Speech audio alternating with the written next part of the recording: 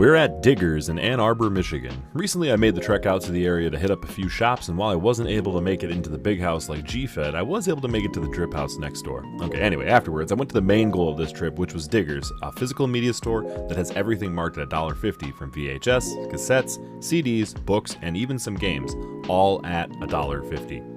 My main goal was to go through their VHS collection as I'm building up that catalog and specifically trying to find all the James Bond movies that were available, as my buddies and I watched the entire series in November a la TNT James Bond extravaganzas from when we were younger. Some other standouts were the super cool Gone with the Wind Collector's Edition, and yeah, I just bought that standard edition a few days ago, but this is way cooler, and at $1.50, I gotta have it. Boy, you can tell what movies were absolutely mandatory viewing in the VHS era with how many copies there are here. Did anyone else have that movie that they just rented over and over? My dad would get Crocodile Dundee all the time. When I was looking at the books, I saw this Royal Crest from the Zelda series on a hardcover, and it turns out it's a collector's edition of a strategy guide for Spirit Tracks for the DS, so heck yeah, I'm gonna pick that up. I do wish that it had the map, but that's fine for $1.50. When it comes to games, there wasn't much to showcase. I liked this Battlezone 2, but I'd prefer if it had the manual, and the rest were mainly just shovelware games or older Mac titles, surprisingly. I don't do vinyl myself, but this is what they had on display. I have no idea what people would be looking for, but it seemed like a sizable amount. Diggers is located in the lowest level of the Carytown building, and really the whole place is worth a stop. It's got tons of shops, from a small grocery store, coffee shop, fish and cheesemongers, a brick oven pizza joint, and the top floor has even more, from salons to a toy store. I really dug the entire vibe of the building, serving so many purposes in such a dense area.